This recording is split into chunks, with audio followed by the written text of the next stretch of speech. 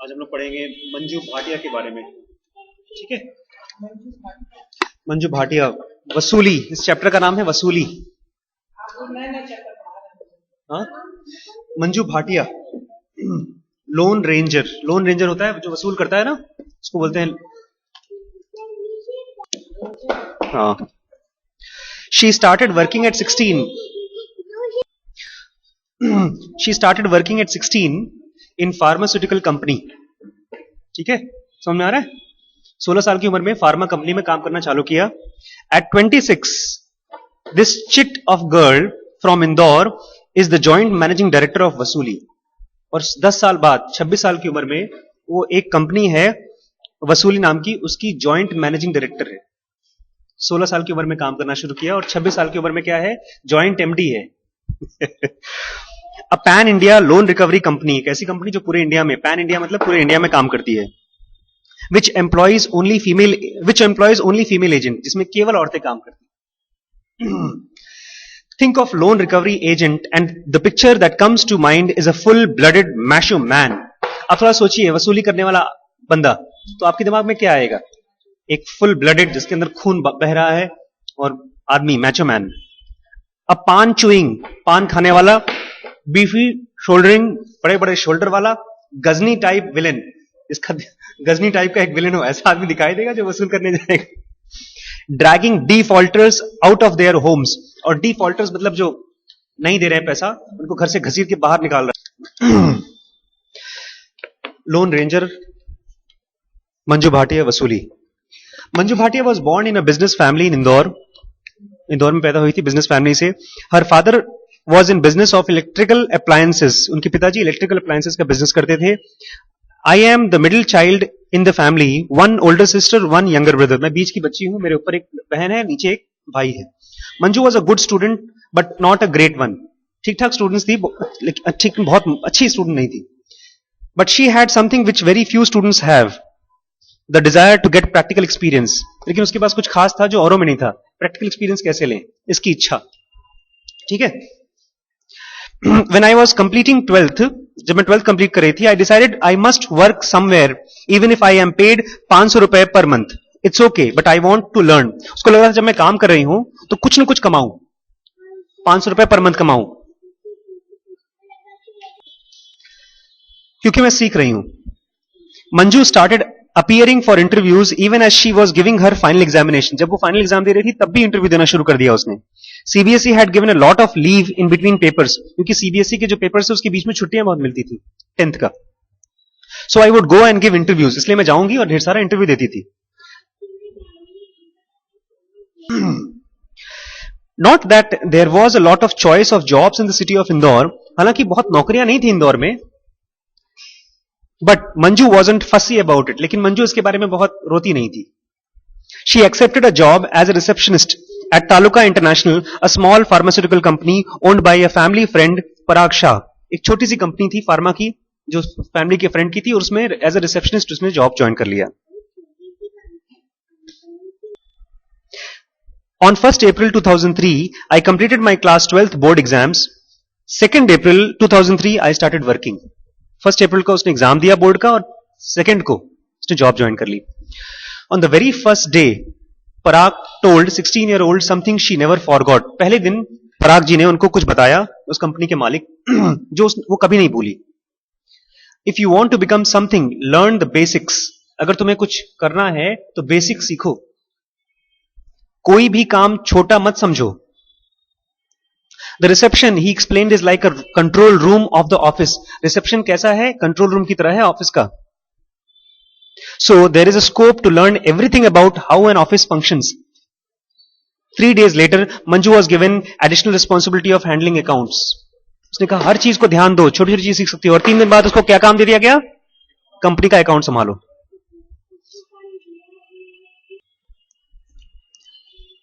I had done commerce in 12th, मैंने commerce पढ़ा था with maths, so what I did was learn how to use tally। तो उसने क्या सीखा? टैली सीखा। आज पूछ रहे थे भैया टैली कैसे सीख सकते हैं?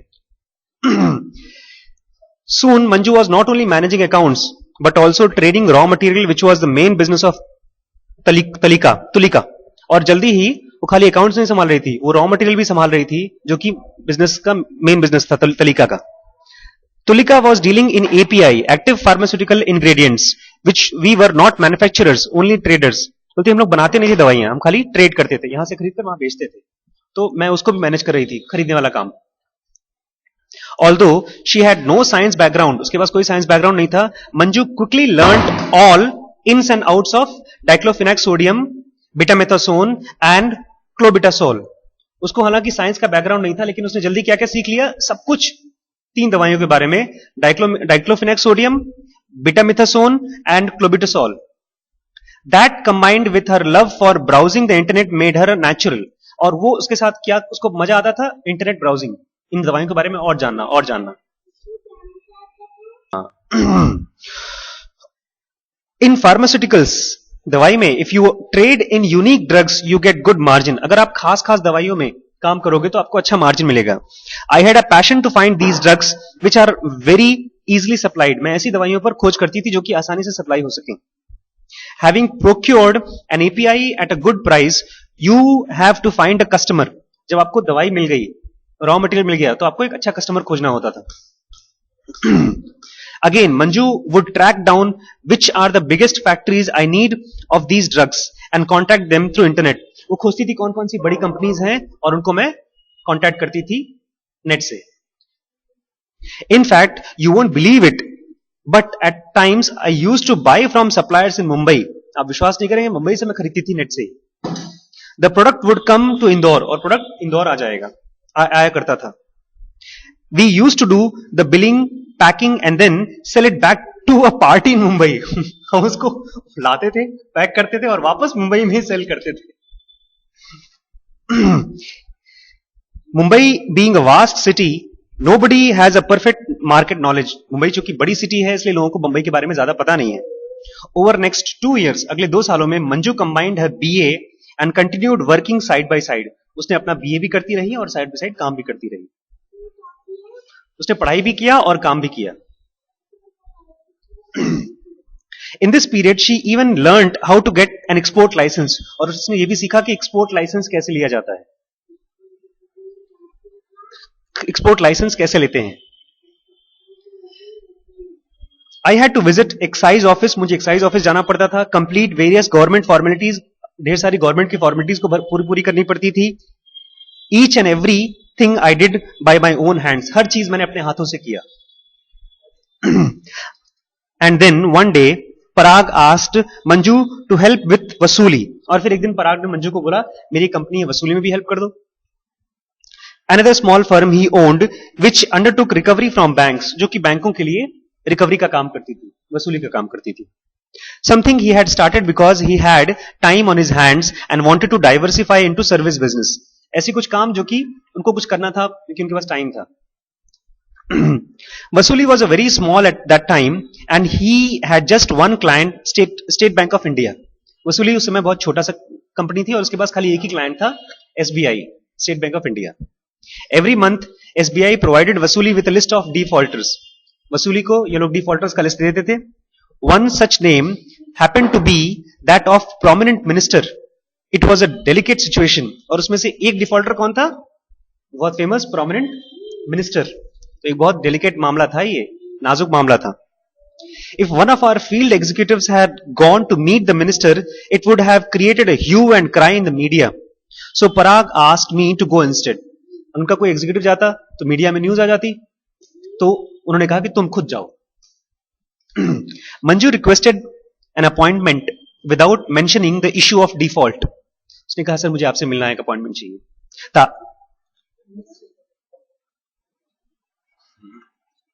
मंजू, हाँ, the idea was to first inform the defaulter and give him a chance to explain. Idea यह था कि पहले डिफॉल्टर को बताओ और उसको एक्सप्लेन करने का चांस दो, सफाई दे। People sometimes forget about due dates or the debit instructions are wrong. बहुत बार लोग भूल जाते हैं पैसा देना, डेट वेट नहीं पता होता उनको। उन्होंने बता रहा हूं। The client had no idea that he has missed 3 installments and the bank now sees the loan as NPA, non-performing asset. Client ने 3 बार उसको बताया कि आपकी 3 बार लोन की भरपाई नहीं हुई है और अब आपका जो लोन है वो एनपीए में चला गया है, नॉन परफॉर्मिंग एसेट कंपनी के लिस्ट में चला गया कि बहुत अच्छा नहीं है ये। And such was the case with the minister, और मिनिस्टर के साथ ऐसा ही हो रहा है। The moment Manju informed him, he called his PA, जैसे उसने इन्फॉर्म किया उसने पीए को बुलाया। द नेक्स्ट डे उसने पीए को बुलाया, next day the entire account was squared up, और अगले दिन पूरा अकाउंट स्क्वायर कर दिया गया, पूरा कर दिया गया। That day I learn something very important, उस दिन मैंने बहुत खास चीज सीखी। There is a gap between bank and customer, banks के और कस्टमर्स के बीच में एक बहुत बड़ा गैप है।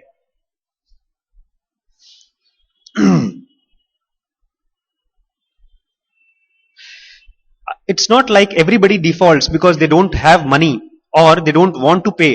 ऐसा नहीं कि सबके पास पैसा नहीं है और लोग पे नहीं करना चाहते। But when bank sends a recovery agent to inform the customer, there is a tremendous resistance. लेकिन जब कोई वसूल करने जाता है पैसा तो एक बहुत बड़ा रेजिस्टेंस होता है, लोगों को इज्जत खराब हो जाती है, बेइज्जती लगती है। People take it as offense, लोग इसको ऑफेंस की तरह देखते हैं, हमारे ऊपर अटैक हो रहा है।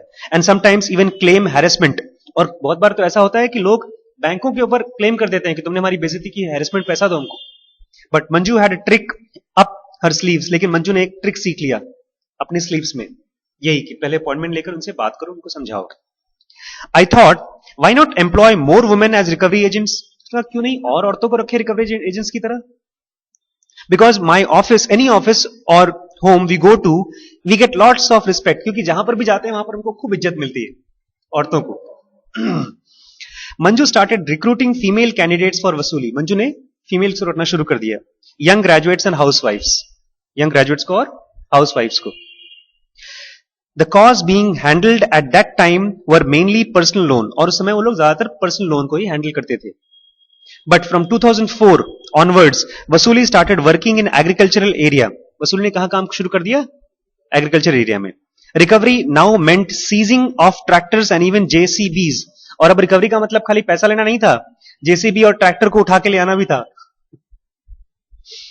We used to go at 10 at night, all ladies team, हम सब रात को 10 बजे निकलते थे, सारी ladies team, to seize these giant vehicles, बड़ी बड़ी व्हीकल्स को पकड़ने के लिए। JCB cannot be taken on road, हम इनको रोड पर नहीं ले जा सकते थे, so we had to take with us a trailer, तुम अपने साथ एक ट्रेलर वाले को ले चलते थे। While this may sound like daring commando-like operation, it's a part of due process. आपको लगता होगा ये बहुत कमांडो टाइप का ऑपरेशन है, लेकिन क्या करें, काम तो करना ही था। First, the defaulter is intimidated about his outstanding loan. पहले उनको बताया जाता था कि आपका लोन बकाया है। If there is no response, he is warned. Your tractor will be seized. अगर वहां से कोई रिस्पॉन्स नहीं आता था तो उनको वार्न किया जाता था कि आपका ट्रैक्टर सीज कर दिया जाएगा। Some come forward and pay some amount, कुछ लोग तो आते थे और पैसा देते थे। They also promise to pay EMI regularly, और प्रॉमिस करते थे कि हम EMI रेगुलरली पे कर देंगे। Only when they ignore all requests and warnings for months together, we go and seize the asset. लेकिन अगर महीनों महीनों तक वार्निंग नहीं सुनते थे तो हम जाते थे और उनका एसेट सीज कर लेते थे। Even a seizure requires a careful planning. Seizing को भी बहुत प्लानिंग के साथ किया जाता था। Such as a tie up with a yard to park the tractor. पहले यार्ड वाले से बात करते थे, टाई अप करते थे कि यहां पर ट्रैक्टर पार्क किया जाएगा।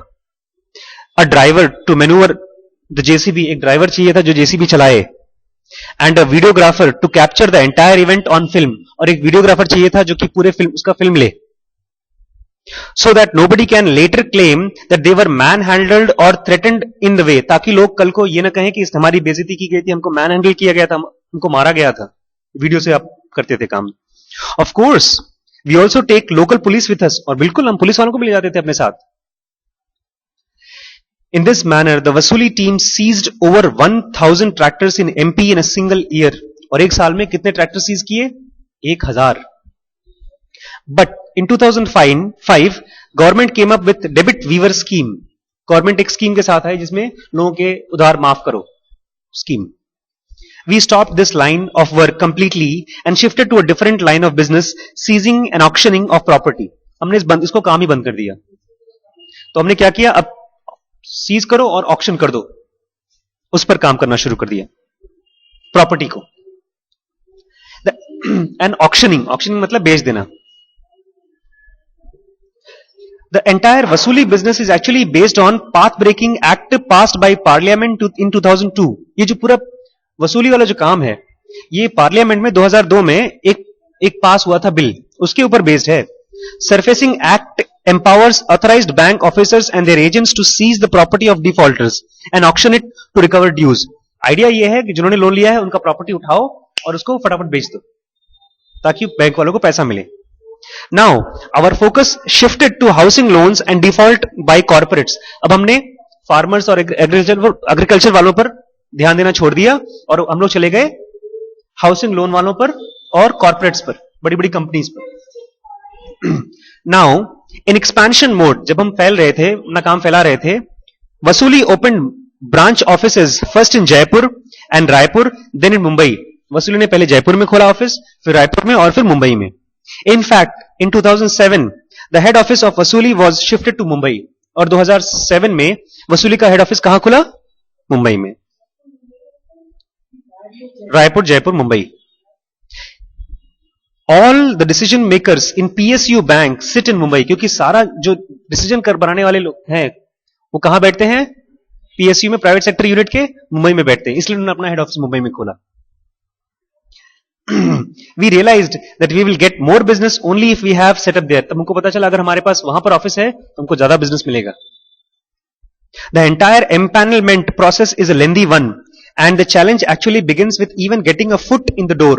ये पूरा उनके साथ empanelment करो, उनके बैंक के साथ जुड़ो, इसमें बहुत टाइम लगता था और हमको पता था अगर उनके यहाँ पहले घुसने का तो मौका मिले. Manju recalls her meeting with DGM Recovery at Bank of India. उसको याद आता है डीजीएम रिकवरी वाले के साथ उनकी जो मीटिंग थी बैंक ऑफ इंडिया में. He wasn't very positive about outsourcing the work of his unknown little company. उसको लग रहा था छोटी सी कंपनी है, इसको हम अपना काम नहीं देंगे रिकवरी का. Then Manju played her trump card. और फिर मंजू ने अपना क्या खेला? ट्रम्प कार्ड खेला. ट्रम्प कार्ड जानते हैं ना, शतरंज ताश में होता है trump card. She said, sir we have only lady recovery agents. हमारे यहाँ तो खाली लेडीज ही रिकवरी करती हैं. We will ensure that your bank does not get bad image. हम पक्का ऐसा इंश्योर कर देंगे कि आपके बैंक का इमेज खराब नहीं होगी. Trust us, sir. Your money also will be recovered. आपका पैसा भी रिकवर हो जाएगा आराम से. DGM agreed to give वसूली 2 accounts on a trial basis. उसने कहा ठीक है 2 अकाउंट देंगे ट्रायल बेसिस पे, देखते हैं. I agreed to start with those 2 small cases and they were so happy with our work that today we handled 2 lakh cases for same bank. उनके हम 2 लाख केसेस हैंडल करते हैं. Patience and diplomacy are the only 2 weapons with which you can attack the PSU fortress. 2 चीजें चाहिए आपको, patience और diplomacy. इन दोनों का नाम का मतलब आप लोगों का होमवर्क है. पेशेंस तो आप जानते हैं, diplomacy. The CMD of the bank is ready to give you business, but a clerk is powerful enough to stop your work. CMD आपको बिजनेस देना चाहता है, लेकिन जो क्लर्क है आपका काम रोक सकता है. ऐसा कंडीशन में काम करना इज वेरी डिफिकल्ट. ये लिखा है, हिंदी में लिखा है इसमें. And it's not about offering bribes either. और इसका मतलब ये भी नहीं कि आप कुछ घूस दे दीजिए. Manju claims that she has never used underhand methods and never will. बोलती मैंने कभी कोई ब्राइब का काम नहीं किया है और कभी करूंगी भी नहीं. People have their own frustrations or beliefs. लोगों की अपनी धारणाएं हैं, फ्रस्ट्रेशन हैं. Like sometimes they don't want interference of outsiders. बहुत बार लोग चाहते हैं कि बाहर के लोग ना काम करें.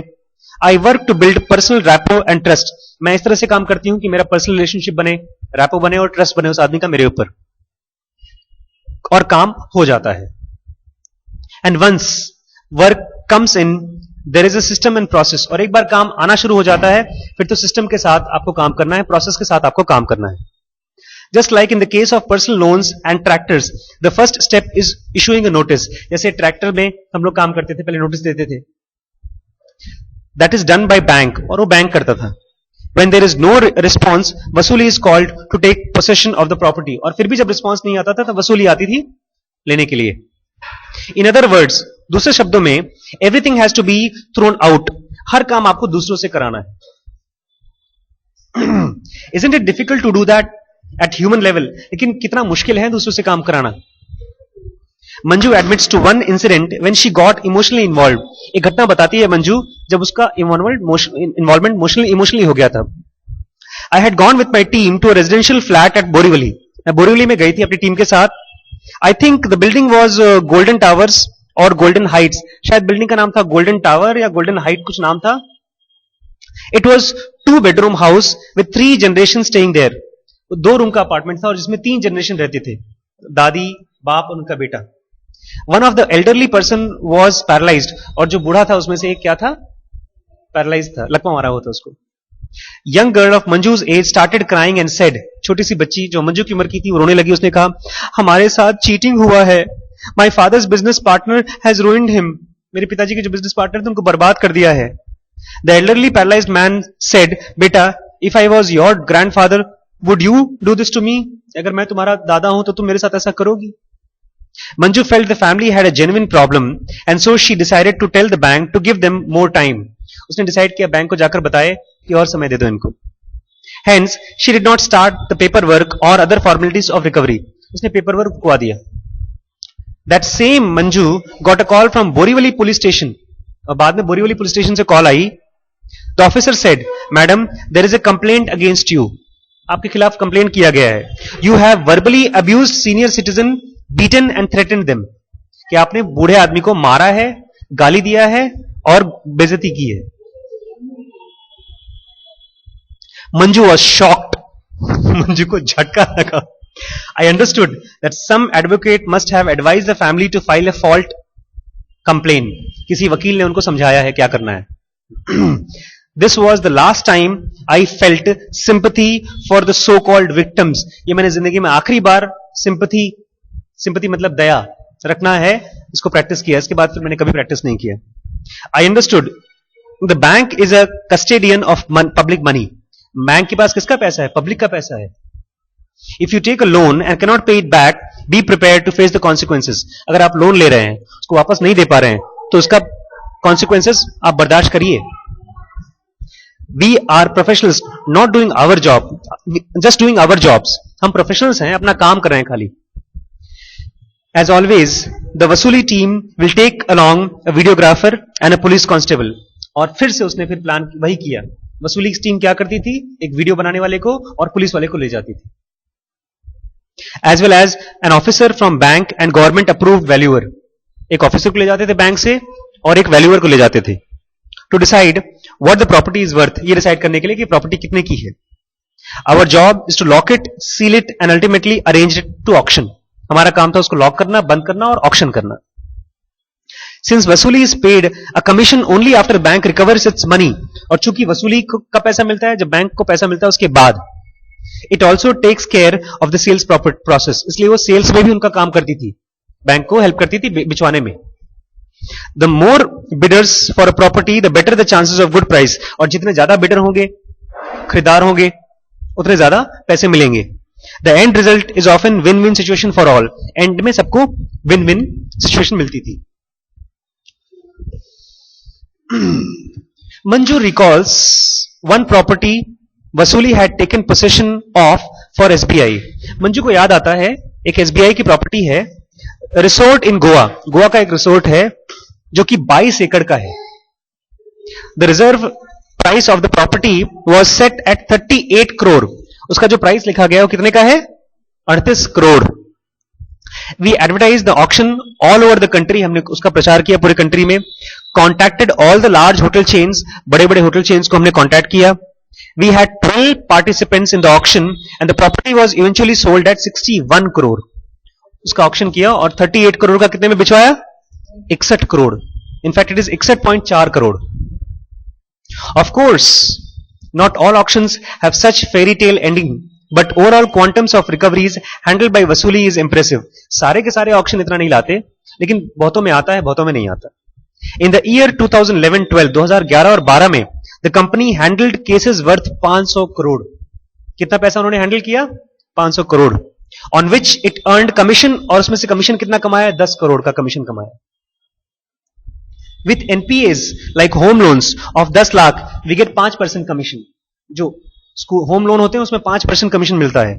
But when we auction the asset से 30 करोड़, we get 0.25 और 0.5. लेकिन अगर 30 करोड़ का ऑक्शन कराएंगे तो उसमें से खाली हमको 0.25 2.5% या 5%, 0.5%, आधा परसेंट मिलता है. While some agencies refuse to handle small accounts, बहुत सी एजेंसीज होती हैं जो छोटे छोटे अकाउंट्स को नहीं हैंडल करती हैं. वसूली never says no to client. वसूली कभी भी क्लाइंट्स को नो नहीं बोलती. And that also makes some business sense. और इसमें बिजनेस भी है, कुछ सेंस भी है हमारा. The advantage in small account is the average borrower has intention to pay. छोटे अकाउंट में का मामला यह है कि borrower पैसा देना चाहता है. If a loan of rupees 5 lakh, the family will put together 2 lakh and the case get closed quickly, we get our commission. अगर 5 लाख का लोन है और 2 लाख सबमिट कर रहे हैं तो जल्दी जल्दी केस क्लोज हो जाता है, हमको कमीशन भी जल्दी मिल जाता है. But with white collar defaulters, लेकिन जो व्हाइट कॉलर डिफॉल्टर होते हैं, बड़े बड़े लोग, owners of factories in particulars, और खासतौर से जो बड़ी बड़ी फैक्ट्रीज के ओनर्स होते हैं, the case goes to court and drags for years. White collar लोगों का केस कहां जाता है? कोर्ट में जाता है और सालों साल चलता रहता है. The corporates hire expensive lawyers and get a stay order from the court. वो बड़े बड़े लॉयर्स लाते हैं और कोर्ट से स्टे ऑर्डर ले आते हैं. The case goes and then we have to go to high court and so on. फिर हमको हाई कोर्ट जाना पड़ेगा और इस तरह से केस बढ़ता जाता है. So the account is big in size, but when will the auction will take place and when will the commission come in is hard to say. तो auction तो अच्छा मिलता है, लेकिन कब वो कोर्ट केस चलेगा, कब उसका auction होगा, पता नहीं है. After all, cash flow is the vital to company and more so a growing one. और अल्टीमेटली क्या है कैश फ्लो? कैश कितना आ रहा है, यही तो किसी कंपनी के लिए जरूरी है और हमारे लिए भी. From an 8-man operation based in Indore. शुरुआत में. Good morning sister.